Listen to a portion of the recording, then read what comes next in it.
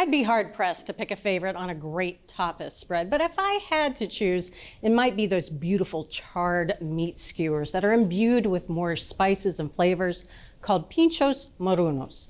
And Keith's here to tell us more about it. Now, sometimes it's made with pork, sometimes chicken. What are we doing today? So we're gonna use pork today. All right. Pork goes really well with the spices in that spice mixture on the outside. But pork kebabs, as you know, can turn out really, really dry when you grill them. They're really lean, so there's not a lot of protection there. So I have a couple tricks that's gonna make this super moist, super tender, super flavorful. Fabulous. So the first thing is using the right cut of pork. We're gonna use country-style boneless pork ribs. And you can see here that they have a nice mix of white meat, which is the loin, and also some dark meat you can see right here, which is up from the shoulder. And it has a lot of nice intramuscular fat, so it's gonna be flavorful, and it's also gonna keep it nice and moist when we grill it. But one more thing we're gonna do before we grill these is that I'm gonna make a brine. I have 1.5 quarts of water here, cold water. I'm gonna add 3 tablespoons of table salt. That salt is dissolved, and I can just place our pork in here, like so. The salt is gonna do its job. We're gonna let this sit at room temperature for half an hour. Great. While that's sitting, we're gonna work on our spice paste. So I have a 1/4 cup of vegetable oil here. And the predominant flavors in this marinade are garlic and lemon. So I have 6 cloves of garlic minced and 2 tablespoons of lemon juice. Also add some spices for complexity. I have 2 teaspoons of smoked paprika. I also have a teaspoon of ground coriander. All right. And a 1/2 teaspoon of ground cumin. I also have a 1/4 teaspoon of cayenne and a 1/2 teaspoon of black pepper and 1 teaspoon of table salt. Now, the brine is going to season the pork, but we also want to season our spice paste. Gotcha. So I have 2 other additions. We're going to do some fresh grated ginger in here. So I've already had these peeled. We'll capture all those juices coming out of there too. 1 grated tablespoon. Perfect. That's gorgeous. All right. So one other addition, I have some fresh oregano here. Slide that off the stem. Now this oregano is gonna give that marinade and spice paste kind of an earthy flavor. Okay, so I'm gonna take a teaspoon of this. That goes in the spice paste, and I'm gonna take another teaspoon, and we're gonna use that to garnish the cooked pork later on. Lovely. So I'll have you hold on to that. Fantastic. Hide it, don't let anybody take it. All right, it's going in the vault. Just stir this all together. So we're just gonna let the pork finish for 30 minutes and we'll come back and cut it and skewer it. All right. It's been 30 minutes and the pork is out of the brine. The brine has done its job and it's seasoned that pork. Very fast. So I'm just gonna pat it dry to make sure that we don't have any brine on the surface here. Now it's time to cut the meat for our kebabs. You can see that we have white meat and dark meat. The white meat and the dark meat need to be handled a little differently. They're gonna cook at different temperatures. Right. So when I cut them into pieces, we wanna separate them. So I'm gonna cut these into 1-inch cubes. Those 1-inch cubes are gonna allow the pork to brown on the grill, but not overcook. This will be our dark bowl. And now if you have a piece that has dark and light, I would put that with the dark, like so. This is our white meat bowl. Ah. Okay, if there's any fat like this, we want to get rid of that as well. Okay, our last piece, and I would say that falls in the dark meat camp, and here, white meat. Look at that. Perfect. Now that we've got our pork cut, we can put the spice paste on. Now, inevitably, I think you'll probably find that you have less dark meat than you have white meat, so we're gonna kind of add the spice paste proportionally. So I'm gonna add, let's say, about 1/3 of the spice paste here, and the remaining 2/3 over here. So there's no better way to do this than with your hands. So I'm just gonna get in here, mix the spice paste in, and then start to skewer.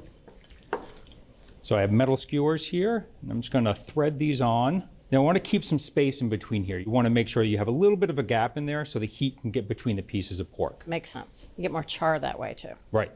I'm trying to get an even amount, so it looks like I have 7 pieces on there. It's coated pretty well, looks good. So I'm gonna put this on the left side of our tray. Now, this is your job to remember, left side is dark, right side is white. Okay. Okay, and so I'm just gonna finish up skewering these and then we can go outside and grill them. Don't forget to put that on the right side. Right side. Right side? Right. Hey there, fellow fans of cooking. Want to stay in the know? Visit americastestkitchen.com and sign up for our free Notes from the Test Kitchen email newsletter. Get exclusive tips, seasonal recipes, product reviews, and more delivered straight to your inbox. Sign up for free at americastestkitchen.com. So our pork is marinated and skewered, and now it's time to cook. Oh, good. So I've preheated our gas grill on high for 15 minutes. Make sure it's nice and hot. Now I'm just going to take a brush and I'm going to clean off our grill grates. Now that we've gotten rid of any stuff that's stuck to the grill, I'm just going to take a towel and some vegetable oil. I'll just dip it in here and start wiping that. Now I'm going to shut off the outer two portions here. I want it to be hot underneath the pork, but I don't want the whole grill to be hot and overcook the pork. So we really want to concentrate the heat right underneath the pork. Now, you remember that I separated the dark and the white meat? Yes. Well, there was a reason for that. So the dark meat contains more fat and more collagen. So we're going to need to cook that to a little bit higher of a temperature than the white meat. So I'm going to take the dark meat skewers, put that on the grill first and give it a head start before the white meat. Okay. I'm going to cover it and we're going to cook for 6 minutes, give it a little bit of head start, and then we'll come back and we'll add our white meat. So it's been 6 minutes and that dark meat has gotten a head start. And now I'm going to flip this and I'm going to add our white meat and continue to cook. Okay. You can see we're getting some color on there. Just kind of roll that over. Okay, now our white meat. We're going to go for another 4 minutes and then we'll come back and we'll flip all of those skewers. It's been 4 minutes and we can check on our skewers, see how they're doing. These look great. So check to see what we're going on here. Oh, that's perfect. Just a little bit of browning. Just a little bit of browning. Yeah, these are going to go a little bit longer so we can continue to brown them. Okay. So I'm going to also rotate and flip the dark ones to make sure those are getting nice evenly browned. And what we're looking for is the white meat will register 140 degrees. The dark meat will be 155 degrees, so a little bit higher than the white meat. And that's going to take 4 to 8 minutes. And I'm just going to go in there every 4 minutes and make sure I flip and get even browning on those. So let's check on our pork to see if it's done. This is our white meat, so I'm looking for 140 degrees, 141. I'll take that. I'll take it. Oh, that smells so good. Smells great, looks wonderful. So I'm just going to take some foil and tent this so it doesn't cool off on our way in. I think we're good to go. Let's go eat. Let's go eat. It's been 5 minutes. The pork is rested. It's time to eat. So I'm just going to take this off the skewer and I'm going to mix this up. So you want to make sure the guests get some dark meat and some white meat. Because we were basically only separating it so that it would cook well. Right.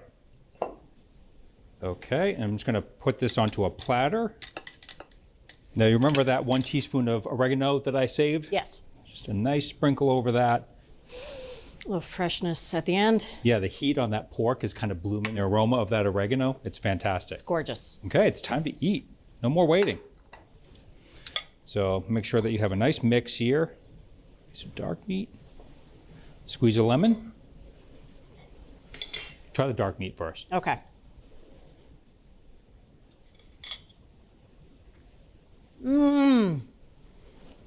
Garlic is the first thing that you get here. But it's not overpowering. No, it's not. But the real challenge really is the white meat, which is still juicy. Very tender, not overcooked at all. The smoked paprika really comes out, accentuates the grill flavor, and that brine has really done its job. Meat's moist, juicy, fantastic. Not dried out at all. Not dried out at all. I think this is the best skewers we've ever done. That's great. Doesn't get any better than this. Thanks, Keith. You're welcome. Well, if you'd like to try this beautiful recipe at home, brine country-style pork ribs, season and skewer the light and dark meat separately, and then give the dark meat a head start on the grill. So from America's Test Kitchen, a little bit spicy, beautifully cooked Pinchos Morunos. We hope you enjoyed this video as much as we enjoyed making it. Don't forget to hit that like button and subscribe to our channel.